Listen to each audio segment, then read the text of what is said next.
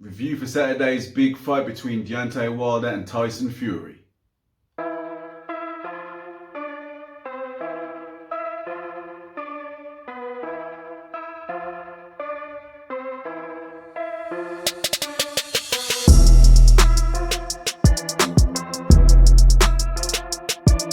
Yo, what's going on, people? Welcome to Truth Hurts Boxing. And it's been a few days now since Saturday night's main event, big night of boxing between Deontay Wilder and Tyson Fury. And I've been away, so I haven't had a chance to do a video since. We've been looking forward to doing a video and reviewing the fight, and what a fight it was. And not in a sense of a back and forth, it was literally a one-sided beatdown. Going into the ring, Tyson Fury went down as a king and he left as a king. And Deontay Wilder, unfortunately for him, he did say that he was a king, and by the end of the night, the fight was stopped, and rightfully so. So just going into the fight in general, I was listening to it, and I was listening to it with the American broadcasters as well. And there was a few things that they were saying. They was talking about, I think it was Andre Ward, who was pointing out like the walking up and down. Deontay Wilder was walking up and down. And just remember, I'm saying a lot of this stuff with no kind of reasoning for why Deontay Wilder lost.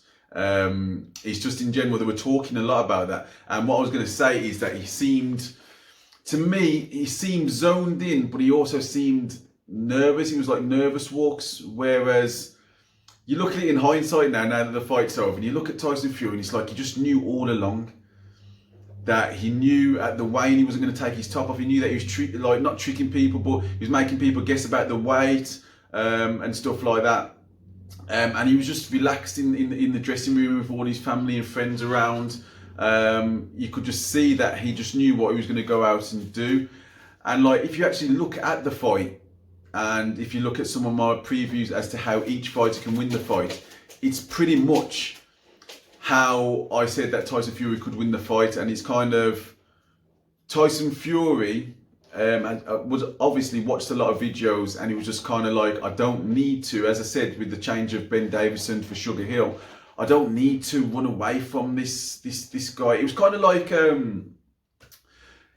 Ricky Hatton versus Floyd Mayweather all those years ago. And I just remember in Mayweather's corner, so he had Roger in his corner, and I just remember him saying, you don't have to run away from this motherfucker, and all this type of thing.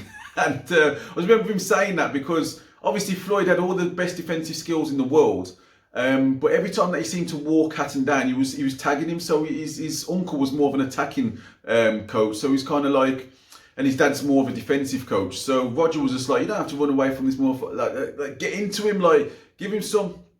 And I think that's what the change of Sugar Hill is. There's no getting away from the fact Tyson Fury is an intelligent guy, and he would have been annoyed with himself that he got clocked and got dropped twice in a fight. That would have been the first time that it's happened to him. He's been dropped before, but like everyone's talking about like the last drop in the last round that he just about got up from. So if you look at that, you think to yourself, well, he's looking never to have that happen again. Because if you are like, say, a boxer / you're not known as a knockout artist, then you really do rest on your boxing, and you really are disappointed when, for one reason or another, you get knocked down. It frustrates you. And I think that's kind of like what kind of happened. So he's like, let me walk this guy down. I can get to 270 pounds. I'm bigger than him. I've got a longer reach than him. I'm a better boxer than him. Let's see if he really wants it when I back him up. So going into the fight, obviously with the ring walk, we've kind of heard what Deontay Wilder said. I just think that he must be managed better than that. When they're asking him things, I think there needs to be somebody there to say, don't mention that. So now the new thing is talking about the suit, and you went down in the suit. Now, what happens is even if there's an element of truth, the comprehensive beating means that nothing's changing that. So you don't mention it after the fight. You have to give you respect. You'll get him next time. You didn't feel yourself, and kind of like do while Anthony Joshua lost to a miles more inferior fighter in Andy Ruiz. And he was kind of like he had a panic attack, or he just wasn't feeling right, or whatever. And people just went along with it, and they were saying, don't go for the rematch or whatever. But there was just like, you know, he didn't feel right, he was in America, this and that. So I think Deontay Wilder's handlers are going to have to speak to him properly and just say, listen, you need to actually pull out another statement. Otherwise, you're going to look very corny. After all the talk that you've been giving, the most disappointing part to other people, because I like Deontay Wilder, I like Tyson Fury as well. So just to save his face, ready for, like, say, the third fight, if he's going to invoke that rematch, is just kind of like move away from the excuse. You can say that your legs feel heavy, but just come out and say, but I was beaten by the better guy. I think he did say to a point at the end, but I think he's got to say it right off the back. He's just got to say, I got beaten by the better guy.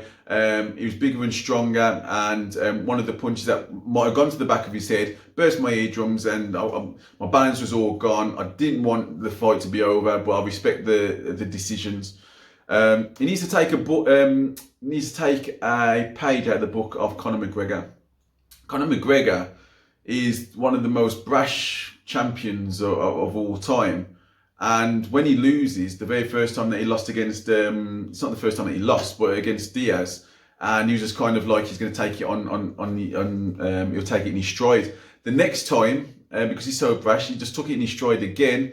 And he said about it, he had an injury going into the fight as well, so that's another thing. So there's ways to do it. There is ways to do it, and you've got to give congratulations as well. Going on to Tyson Fury's performance, we've got to realise that his two biggest performances have come away from home. So it's kind of like, I love football, so it's kind of like Manchester United, that's my team, going to Real Madrid, going to Liverpool, and putting in their two best performances and basically dismantling both teams. That represents a lot more than even like at home. So big up to Tyson Fury. He gave everything in regards to what the game plan was, and that was to walk him down, throw punches from different angles, use your reach. Every single time that he was backed up in the corner as well, he manhandled Deontay Wilder. So what was happening is that he was backing into a corner, and purposely, just to make sure that he wasn't in reach of a right hand, he moved himself around, or he moved Deontay Wilder around. He was absolutely brilliant as well. He's just great ring generalship. So yeah, it looks like they're going to get a third fight on, which at the end of the day, it will lose some of its luster because of obviously how comprehensive that fight was.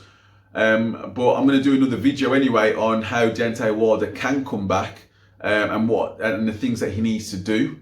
And we just got to give respect to the Gypsy King as well. Like, for me, it's disappointing when, like, everyone's like, I told you what, you know, Wilder's rubbish and he's this. Give some respect to Tyson Fury in this case.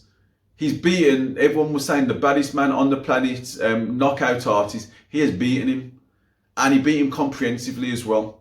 And he knocked him down, something that no one thought that he was going to do. The consensus was it was either Fury on points or Wilder knockout. Give him the respect. I think that there's this common theme with people that as soon as someone does something great, then you've got to belittle why it happens. It happens with Lewis Hamilton. He'll win a Formula One Grand Prix. Oh, but the cars aren't the same. But it's been like this for absolute years. Michael Schumacher has won multiple world titles. He had the best car for some years anyway. But they won't talk about, like, say, Lewis Hamilton, for instance, when he was not at Mercedes, when he was elsewhere, and he still won a world title. So it's little things like that. So let's give credit to that great performance. Where it makes him stand in the British greats wise, he's right up there. I think he needs to get a little bit more on his actual record because he's not been the strongest heavyweight era, but he's just coming into that era now. So this guy could really put himself on the pedestal up there with the kind of Lennox Lewis. He's nowhere near there, only because of the opponents. But this has put him in definitely in the top 10 for me. And he could be approaching the top 5, but I'm talking about that type of performance. It's getting close to, this guy could be a top 3 or just number 1 in general. So to go to beat Wilder in his home country, to beat Klitschko in his home country, I'd say the rest of the people on his record, you wouldn't say are the greatest. I think maybe his next best performance was Derek Chisora.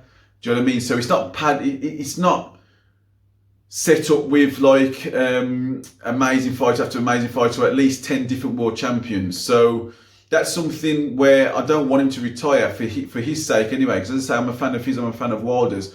What I want him to do is now solidify what he's going to be doing. And if his plan is now to become number one, then he has got, like, say, the Wilder rematch again. He's got Anthony Joshua, of course. He's got Dillian White. He's got Dubois coming through as well. So yeah, there's a few fights that he can still fight to really solidify himself as number one. Joe Joyce as well. I shouldn't leave him out because he hasn't lost to Dubois or anything like that. So there's fighters that Tyson Fury can fight, but just seeing that the shape that he's in now, just seeing how when he concentrates on his boxing and he's in the shape of his life, he's a very dangerous fighter. But again, I will do more videos when it comes to how he can do against, like, say, a Anthony Joshua, for instance, and the other fighters as well. Cat's enjoying some of the outside. Yeah, so in general, I think Tyson Fury, big up to Tyson Fury. Big up for Deontay Wilder. He went down, but he didn't want the fight stopped. He was going to go down on his shield. I think the referee was going to stop the fight anyway. I think the cornermen did the right thing as well. And yeah, I'm on to the next one, guys. So as I said, I'm going to be doing plenty more videos now. I've had my short break, and next one, I'm going to let you guys know how I think Deontay Wilder can help maybe do something in the rematch. Okay, and I'm out.